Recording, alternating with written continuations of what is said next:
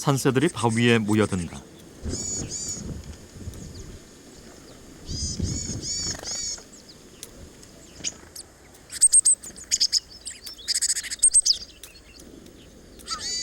누군가 눈 위에 먹이를 올려놓았다. 눈 위의 밥상. 먹이는 점점 줄어들지만 발자국은 더 늘어간다. 직박구리는 독상을 즐긴다.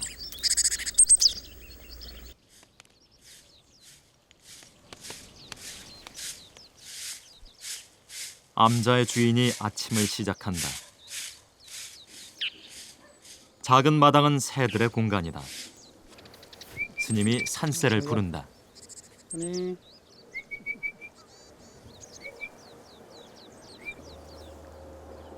곤줄박이와 아침 인사를 나누는 시간. 녀석은 잣을 물면서 꾸벅 절을 한다.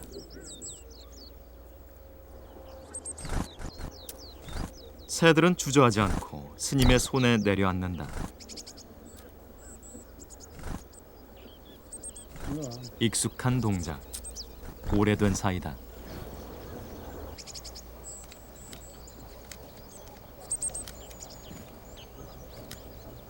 두 발로 잣을 붙잡은 곤줄박이, 부리로 조금씩 쪼아 먹는다.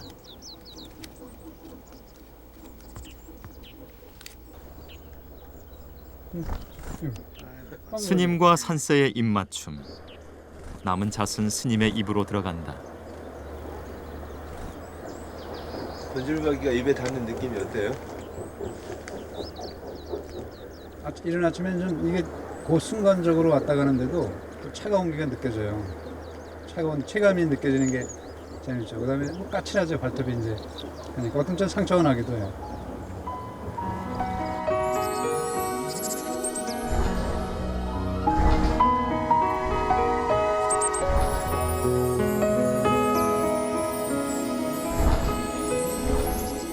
몸무게 18g, 산새의 날갯짓.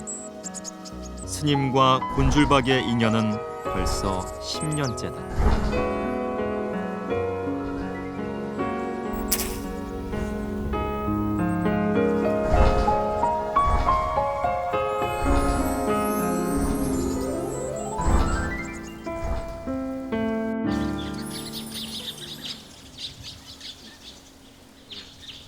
몸 단장을 하는 참새.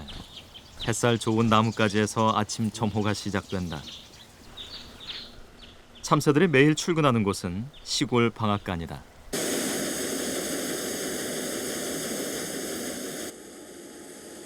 벽신은 이곳에서 기계 작업을 통해 껍질이 벗겨져 먹기 좋은 쌀로 변신한다.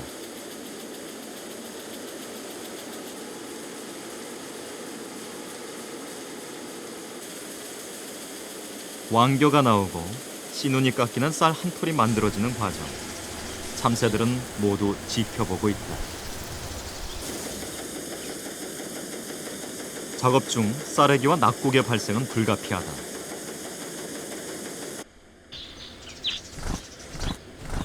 참새들이 차례로 내려앉는다.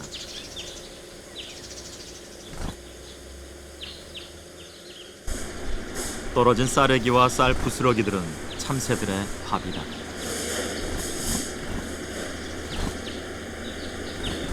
밑으로 날라올 필요도 없어요. 공중으로 들어와서 얘네들 언제 먹고 가는지도 몰라요. 낮고기 저도 창고 안은 항시 깨끗하다고. 그놈들 때문에.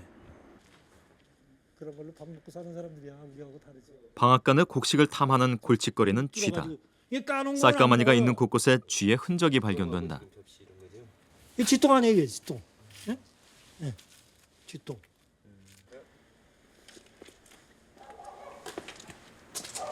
쥐는 어디에 숨어 있을까?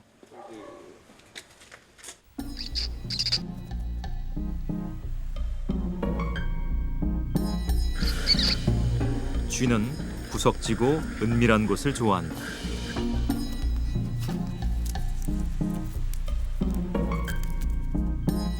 벽실을 찾아온 집쥐.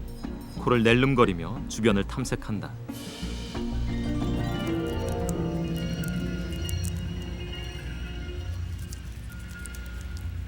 이 방앗간엔 먹어도 늘 먹이가 깔려 있다.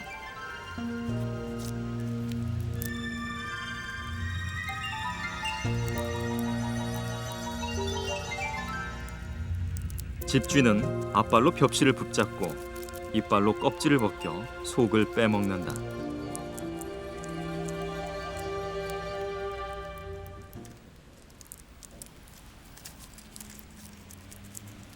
다른 쌀가마니에도 쥐가 모였다.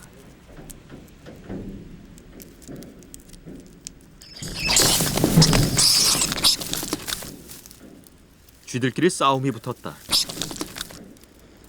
싸움은 쉽게 끝나지 않는다.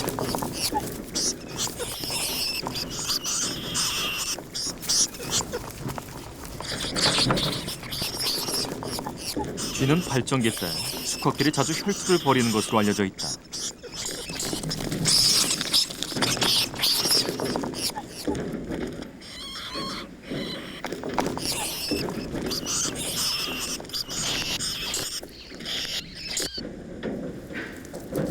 상대방 제압에 성공한 쥐가 몸단장을 새로 한다.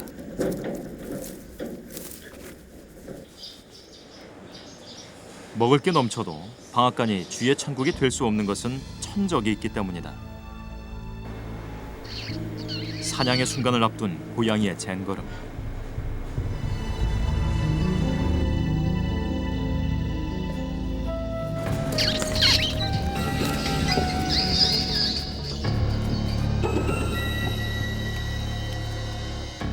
고양이 앞에 쥐는 맥을 못 추고 붙잡힌다.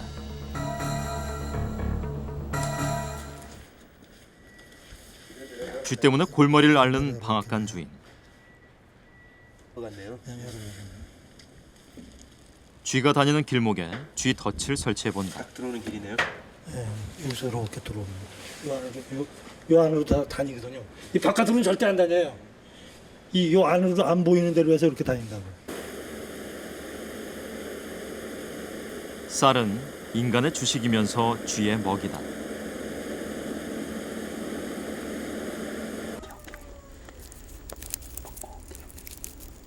인가 주변에서 뛰어난 적응력과 번식력으로 생존해온 집쥐.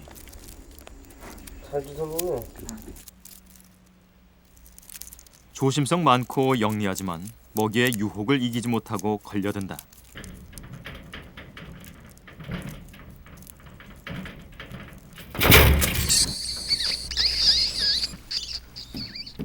인류의 시작부터 쥐와의 두뇌 게임은 계속되어 왔지만 승부는 나지 않았다.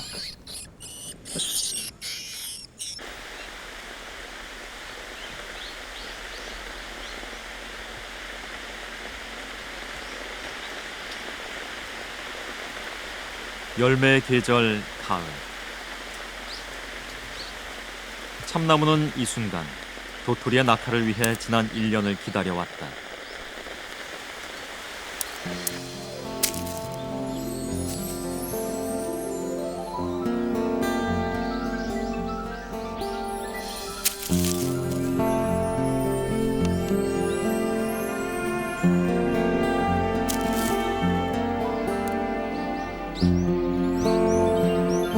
어미나무와 열매의 이별. 밤나무의 새로운 삶이 시작된다.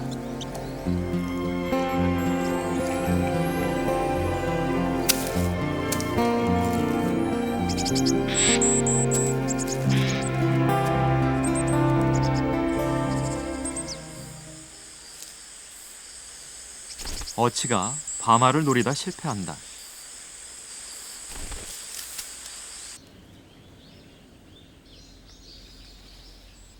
밤송이 가시 위를 걸어오는 녀석은 밤바구미다. 긴 주둥이와 더듬이. 밤바구미는 산란 장소를 찾는 중이다.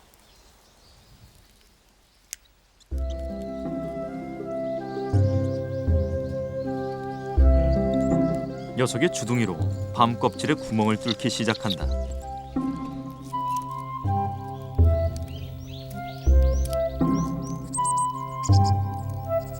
주둥이를 드릴 삼아 머리를 회전시키면서 점점 파고 들어간다.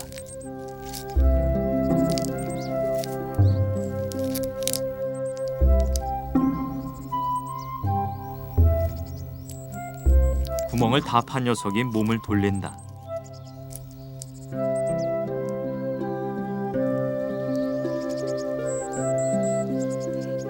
산란관을 구멍에 대는 밤바구미. 산란관에서 액체가 흘러나온다. 알을 낳는 중이다.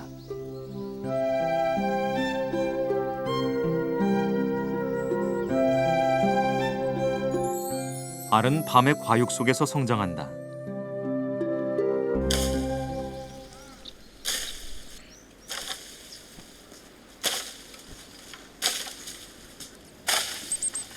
밤은 장대로 때려 수확한다.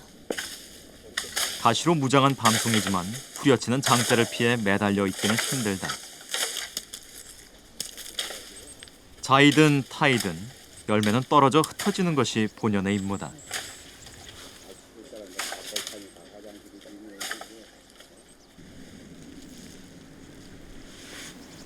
밤을 먹으려면 많은 수고가 뒤따른다. 가시를 조심해야 하고 겉껍질까지 벗겨내야 하기 때문이다. 또 함부로 깨물었다가는 낭패를 보기 십상이다. 알에서 부화한 애벌레가 밤에 속살을 파먹고 있기 때문이다.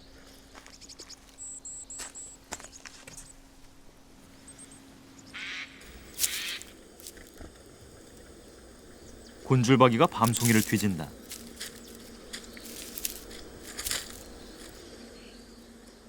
번데기가 되기 위해 밤 껍질을 뚫고 나오는 애벌레.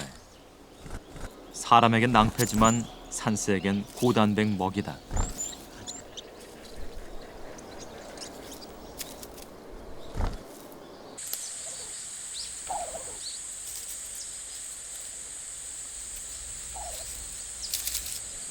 청설모가 밤송이 냄새를 맡는다. 잘 익었는지 더 기다려야 하는지 한번 코를 갖다 대면 금방 알아낸다.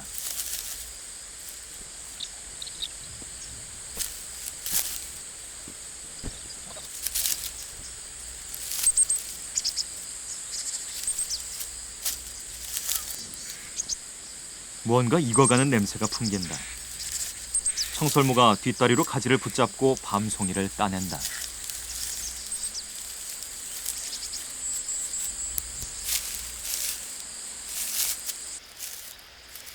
거꾸로 매달려 밤 따는 기술은 청설모를 따를 자가 없다.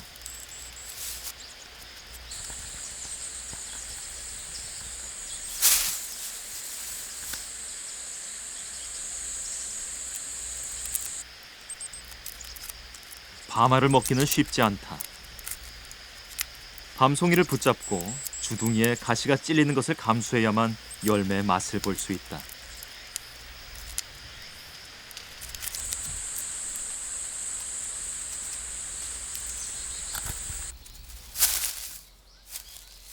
할머니는 청설모 때문에 밤 포대가 예전 같지 않다.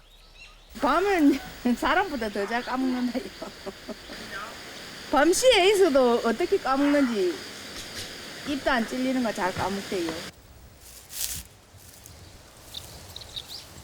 밤이 익어가는 때면 숲속 동물들이 바빠진다. 다람쥐는 벌레 먹은 밤도 환영이다.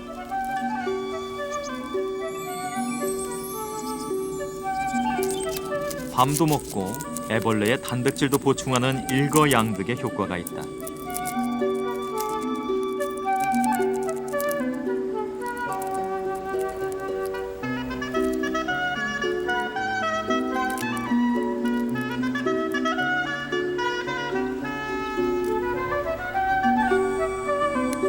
다람쥐는 먹이를 먹고 나면 앞발로 얼굴을 털어내는 습성이 있다. 수염과 코 등 후각기관을 섬세하게 관리해야 하기 때문이다.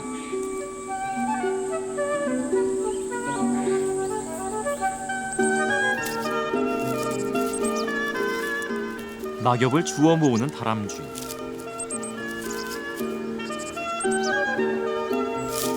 굴 안에 낙엽을 깔기 위한 겨울채비다.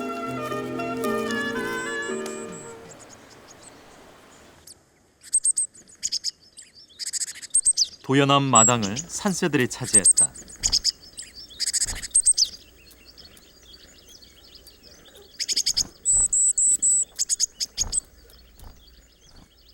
나무에 매달린 둥지와 먹이통.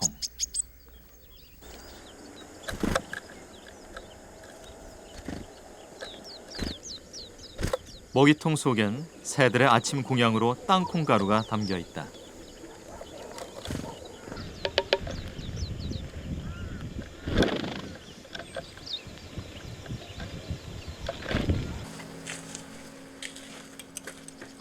스님과 새들. 밥상은 달라도 밥때는 같다. 배고프지 않는 것은 인간과 무생명 모두의 제일 소원이다.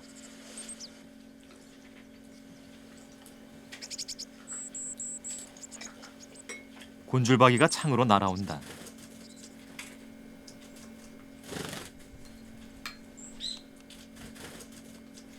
스님의 밥상이 궁금한지 내려와 쳐다보고 돌아간다.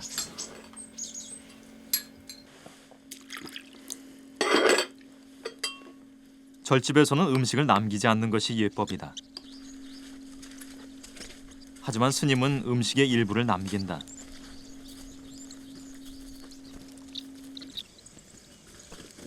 산짐승을 위한 나눔이자 자연이 주는 깨달음과 기쁨에 대한 지불이다.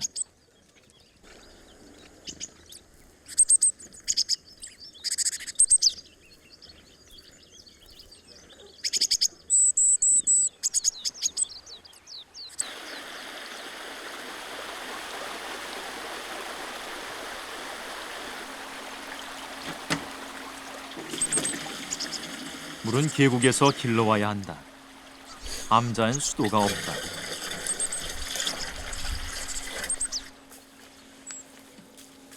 물 펌프 시설을 설치할 수 있지만 땅에 구멍 뚫기가 부담스럽다는 스님. 물지개는 그에 대한 불편이며 스님 스타일의 고행이다.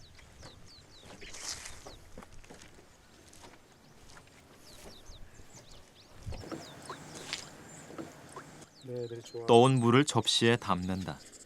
그래? 목욕을 사실 자주 하더라고. 나보다 자주 하더라고.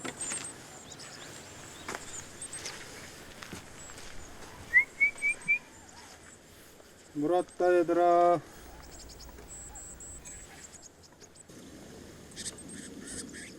접시의 물은 새들을 위한 것이다. 곤줄박이가 날아와 목을 축이고 간다.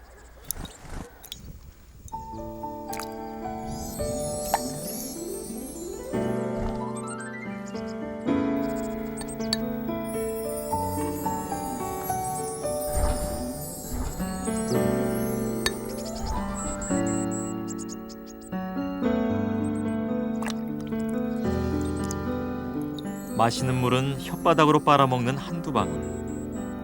먹고 마시는 것은 양이 아닌 필요에 따라 가치가 결정된다.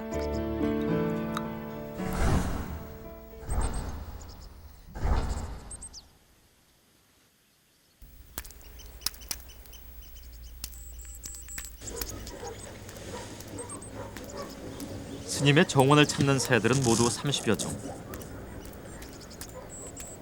새들은 저마다 좋아하는 먹이가 다르다. 육식성인 오색 딱따구리는 소기름을 좋아한다. 콩새처럼 겨울 철새로 오는 녀석들은 경계심이 강하다.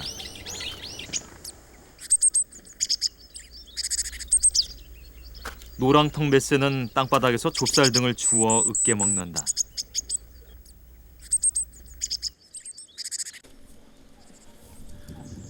새들의 먹이 선호도를 알아보기 위해 호박씨, 들깨, 벽씨 등을 놔봤다. 기름기를 좋아하는 곤줄박이는 잣과 호박씨가 우선순위다. 부리가 작은 붉은 머리 오목눈이는 들깨를 좋아한다. 노랑턱 맷새는 벽씨 선호도가 높다. 저마다 부리의 크기에 따라 먹이 선택이 조금씩 다르다.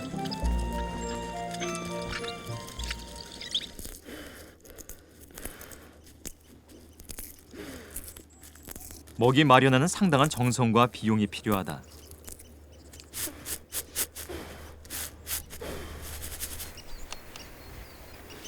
먹이대는 족제비가 접근하지 못하게 나무에 매달아준다. 이 먹이통은 사람이 먹기에도 귀한 것들. 새 먹이로는 좀 비싼 것이 아닐까. 어차피 뭐 우리가 인간만 사는 게 아니고 세상은 뭐 새들하고 같이 사는 거니까 새들뿐만 아니라 야생동물과 그런 생명체와 같이 공존하는 세상이니까 그런 의미에서 본다면 뭐 먹이값이 아깝지는 않을 것 같아요.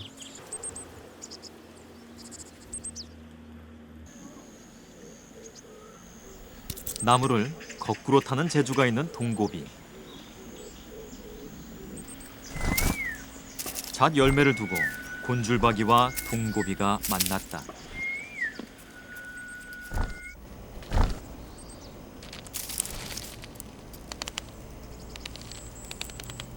곤줄박이가 잣을 굴려 쪼기 시작한다.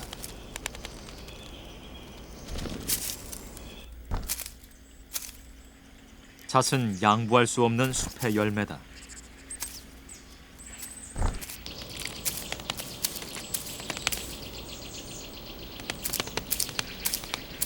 잣은 쉽게 빠지지 않는다. 한 녀석이 잣을 빼내자 다른 녀석으로 교체된다.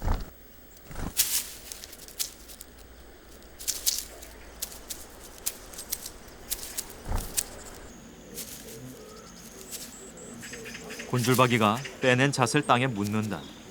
나중에 먹기 위해 저장하는 것이다.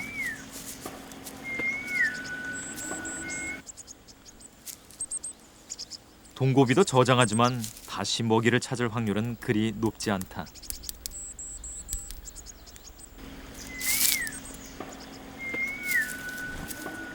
곤줄박이에 경쟁자가 등장한다. 강력한 이빨을 가진 청설모다. 청설모는 잣 껍질을 거침없이 깐다.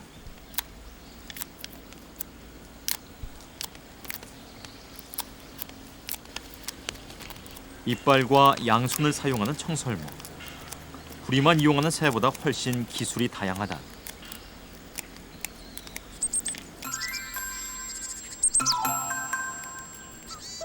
청설모는 잣을 까면서도 경계를 늦추지 않는다. 손바닥에 묻은 잣의 송진. 손을 비벼 닦고 잣을 물어간다.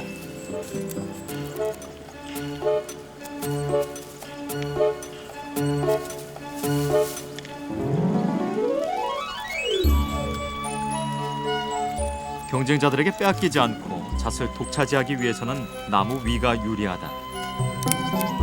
하지만 나무 위에 올라가 먹으면 엉뚱한 경쟁자와 맞닥뜨리게 된다.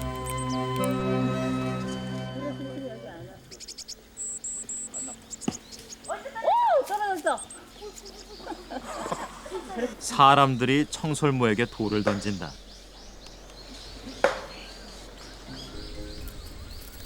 위협을 가해 입에 문 잣을 떨어뜨리게 만드는 것이다.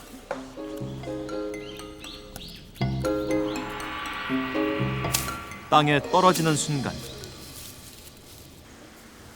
잣의 주인이 바뀐다.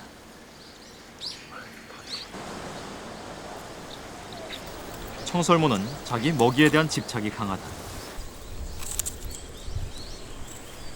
빼앗긴 잣을 찾기 위해 급하게 나무를 타고 내려온다.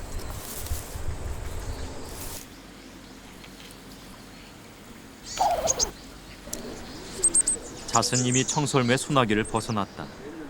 사람의 손과 입으로 향하는 잣. 깨먹기는 힘들어도 잣은 고소한 맛이 일품이다.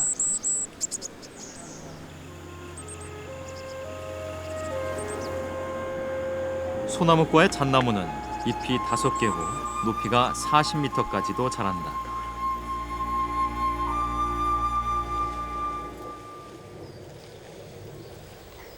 잣나무에게 청설모는 악연이다.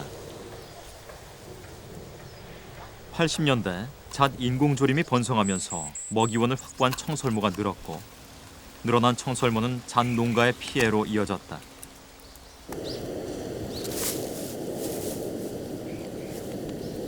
청설모는 이 나무 저 나무를 옮겨다니며 이빨로 잣송이를 잘라낸다.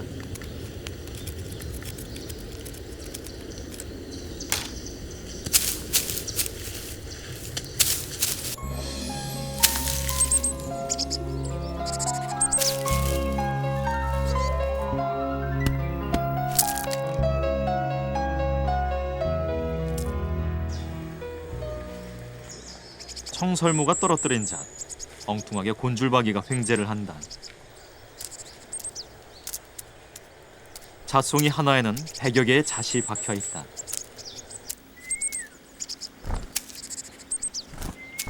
곤줄박이가 선점한 잣에 동고비가 나타나 잣을 빼낸다. 동고비는 부리로 무게를 재 속이 찬 잣과 속이 빈 잣을 가려낸다.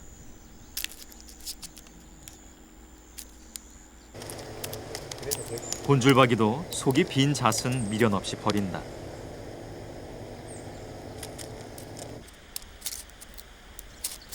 모든 식물의 씨앗은 가장 안전한 형태로 보호를 받으며 숨겨져 있다. 잣 열매 하나를 빼기 힘든 이유다.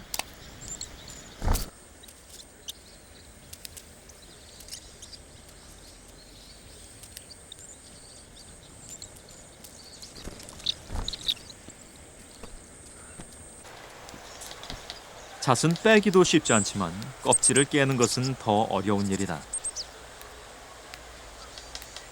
잣을 가로 세로로 돌려가며 쪼아대는 곤줄박이. 두 발로 붙잡고 부리를 망치 삼아 잣을 부순다.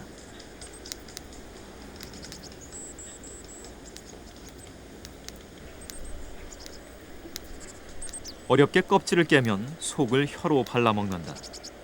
잣 껍질 속의 배저제는 지방과 단백질이 많다.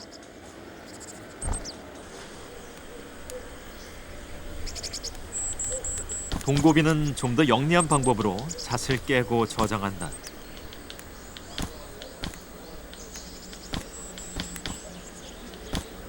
나무 틈새에 잣을 끼운 다음 부리로 쪼아대는 것이다.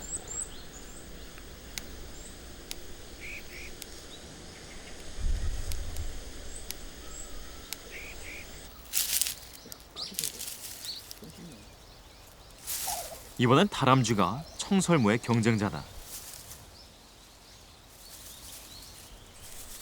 다람쥐는 청설모에 비해 나무 타는 능력이 뒤진다.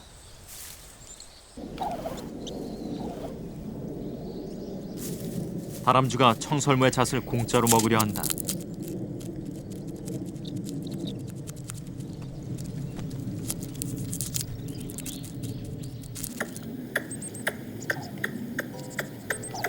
화가 난 청설모, 소리를 지르며 내려온다.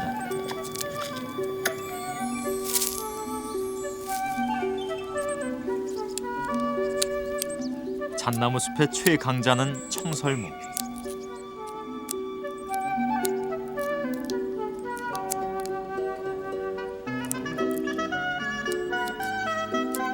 손바닥은 온통 송진투성이다. 잣을 빼낸 청설모가 뛰어가 솔잎을 뒤진다. 씨앗을 저장하는 행동이다.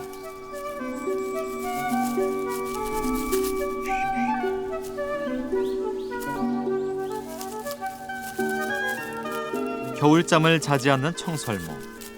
겨울 생존을 위해서는 부지런히 열매를 저장해야 한다. 청설모는 숲의 씨앗 전파자다.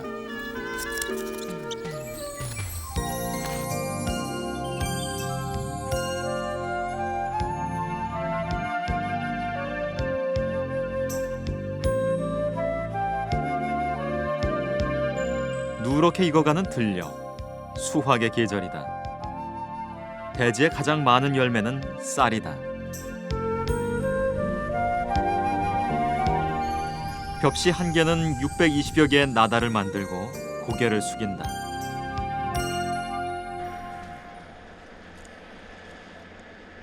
벼베기 작업이 진행되면 뜻하지 않은 열매가 눈에 남겨진다. 낙곡이다.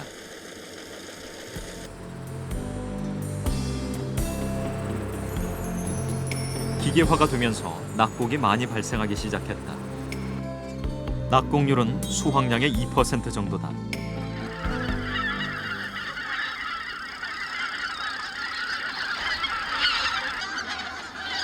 겨울 철새들은 벼 수확기에 집중적으로 몰려온다.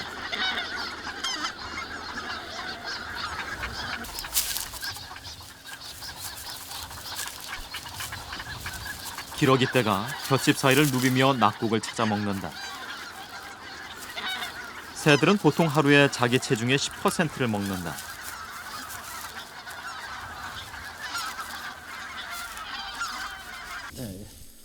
이런 이제 벼축들이 있으면 낙곡은 얼마나 남아 있을까?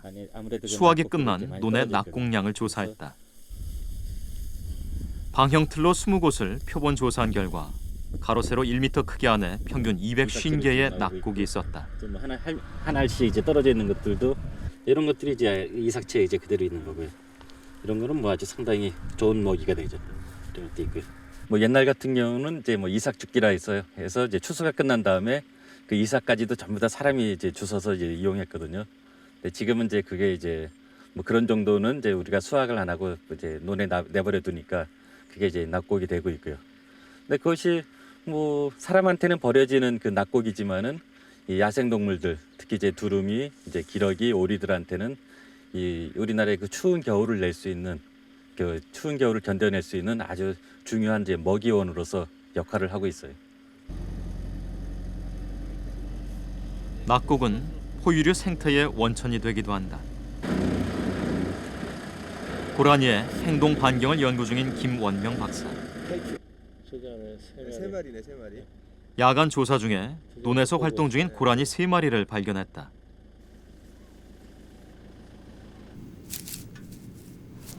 교미기를 앞둔 고라니, 서로 냄새를 맡으며 짝을 물색 중이다.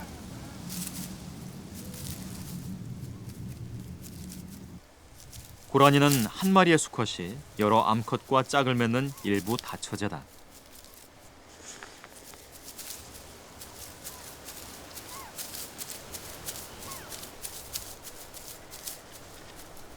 행동 반경은 2km 이내.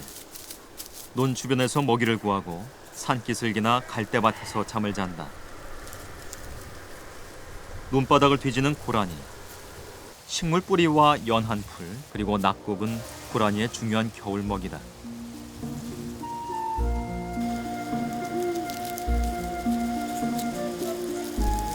많은 고라니가 먹이와 은신처가 확보되는 논 주변에서 겨울을 보낸다.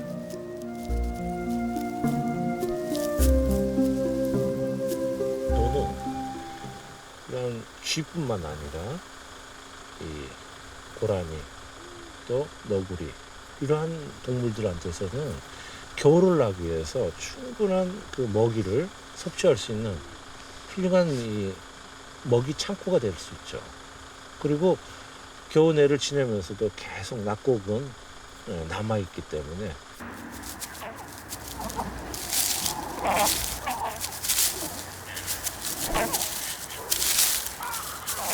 너구리끼리 싸움이 붙었다. 다른 가족의 새끼가 논에 들어온 것이다. 3마리가 합세 한 마리의 목덜미를 물고 늘어진다.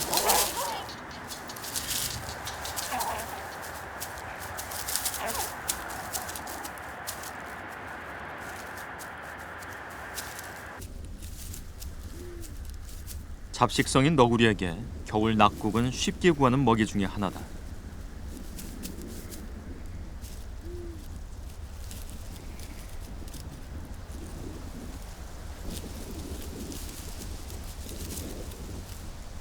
너구리의 행동 반경도 논 주변 4km 이내가 대부분이다.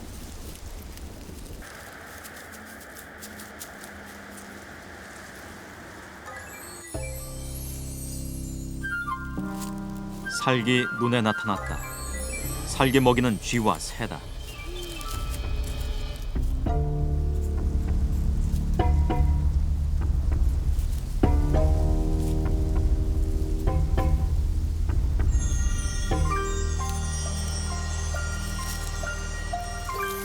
낙곡이 있는 논에는 쥐가 많다.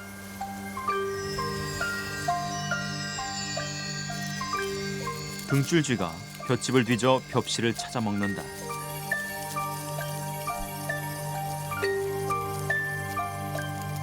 체구가 작아 한 번 식사는 벽시 10알 정도만 먹으면 끝이다.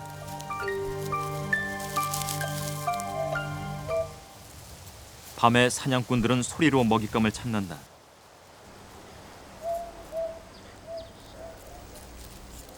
뾰족한 주둥이를 낼름거리며 논에 등장한 녀석, 따쥐다. 따쥐는 지렁이나 곤충을 즐겨 먹지만 벽시도 마다하지 않는다.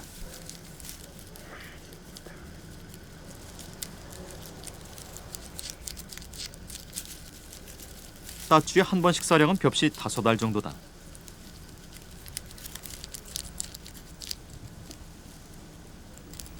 가장 예민한 감각기관은 길게 튀어나온 코다. 따쥐가 두더지처럼 앞발로 땅을 파고 들어간다.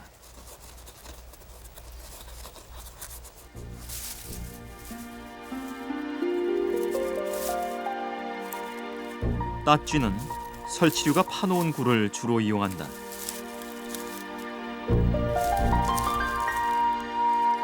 따쥐는 우리나라 포유류 중에서 가장 크기가 작다. 쥐를 닮았지만 설치류가 아니고 두더지와 유연 관계가 있는 식충목의 동물이다.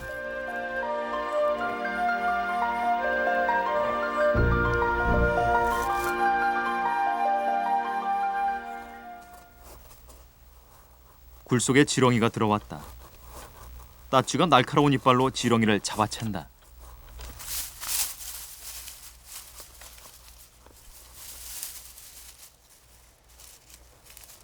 따쥐는 신진대사가 빨라 자주 먹고 많이 먹는 편이다.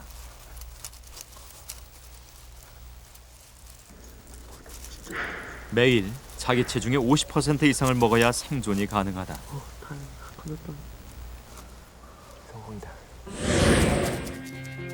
쥐는 인간에게 해로운 존재다. 하지만 맹금류와 살개 먹이가 되는 먹이사슬의 기초다.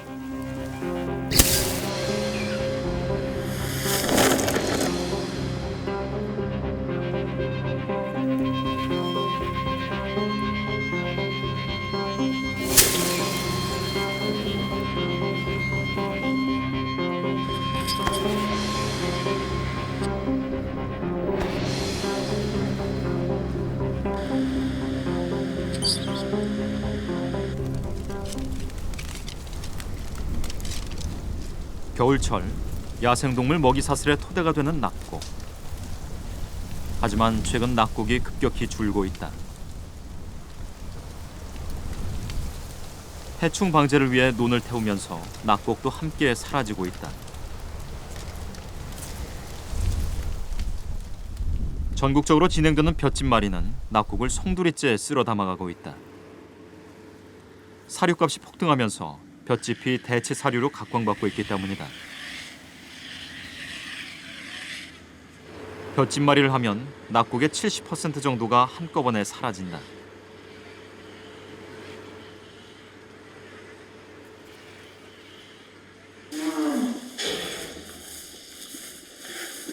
소들은 볏짚을 좋아한다.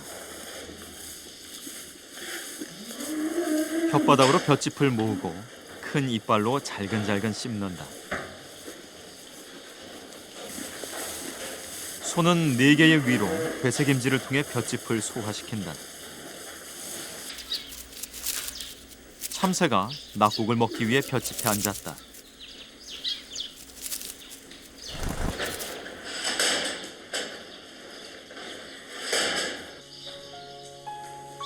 송아지 출산이 임박했다.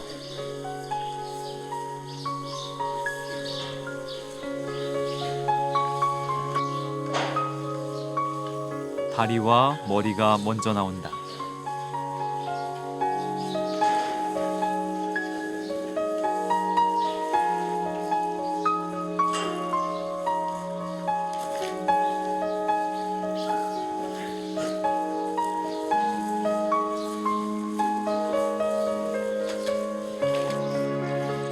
송아지가 탄생했다. 280일의 임신기간이 길러낸 새로운 생명이다.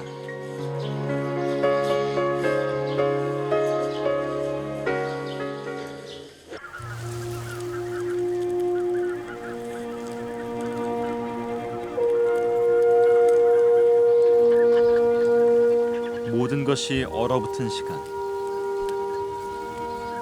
추울수록 에너지가 더 많이 필요하지만 먹이 찾기는 쉽지 않다.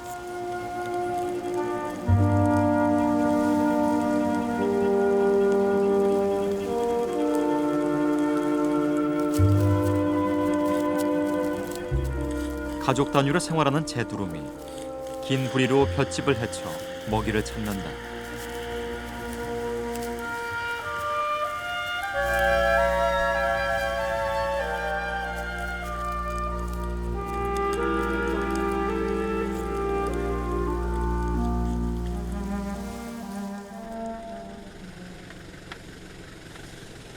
눈이 온 후에는 스님이 바빠진다.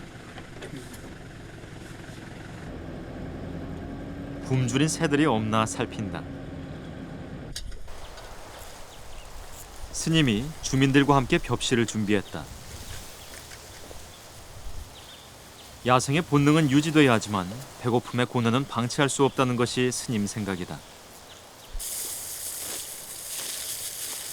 벽시는 돼지와 새에게 바치는 공양이다.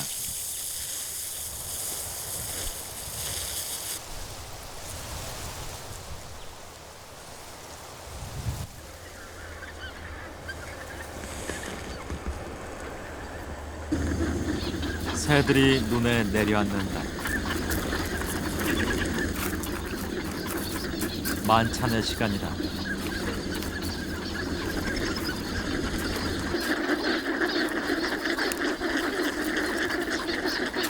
고방오리는 주둥이로 벽시를 물어 모이 주머니에 담는다.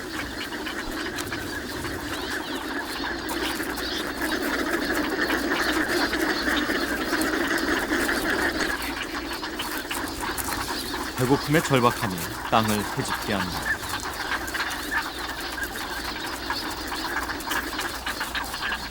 오리와 기러기도 밥심으로 사는 셈이다.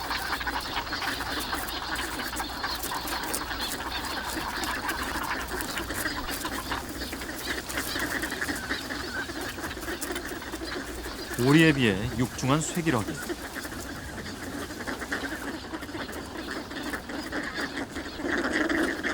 경계심이 강한 녀석이지만 먹이를 찾기 위해서는 인가 주변까지 온다.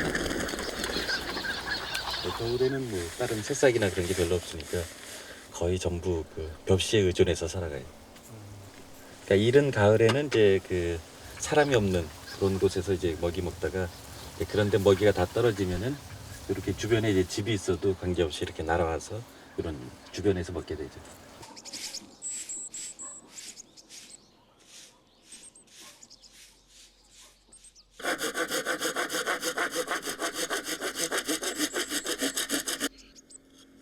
스님이 둥지를 만든다.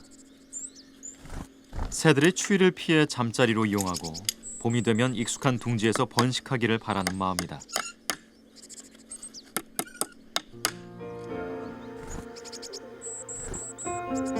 부처님 오신 날, 연등 대신단 인공둥지가 10개를 넘었다.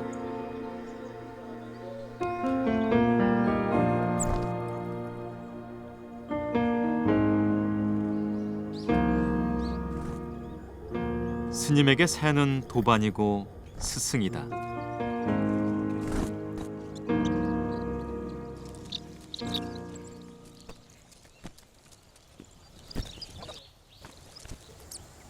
도연함에 손님이 찾아온다. 어서 오세요. 일주문에서 손님을 맞이하는 스님. 안녕. 우와, 한번 보자. 아이고, 도연이 사진 썼나? 네, 그래. 나하고 이름이 같은 도연이야, 얘가. 야, 여기 뭐가 있나 봐. 뭐 도연함은 새가 있는 정원이 도량이고 이거는- 법당이다. 새 맘마. 그건 뭐야? 맘마. 새 맘마. 얘들아, 맘마 먹자. 그래봐. 저러네. 새도 낯설고 아이들도 낯선 만남.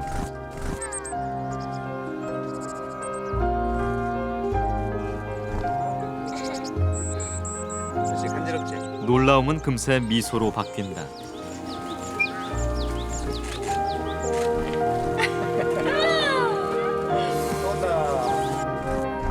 아이는 산새와의 이 첫 만남을 평생 잊지 않을 것이다. 손님들이 오셔가지고 음식을 먹을 때도 일부러 좀 남기라 그래요. 남겨두라고. 그래서 새들하고 같이 나눠 먹자고. 또 새들이 그렇게 하면 또 기다리는 듯이 와요. 그 시간 되면은 같이 나눠 먹고 그런 걸 해서 베푸는 즐거움도 굉장히 클 줄 알아요. 또 새들과 약속도 되고.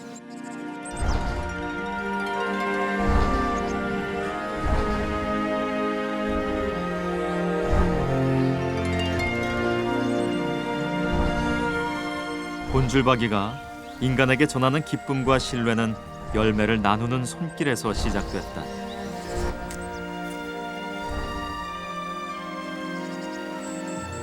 열매의 주인은 누구일까? 지킬 것은 지켜야 하지만 야생의 것은 야생으로 남겨져야 한다. 야생의 열매 쟁탈전은 숲을 건강하게 하고 자연의 자원을 합리적으로 분배한다.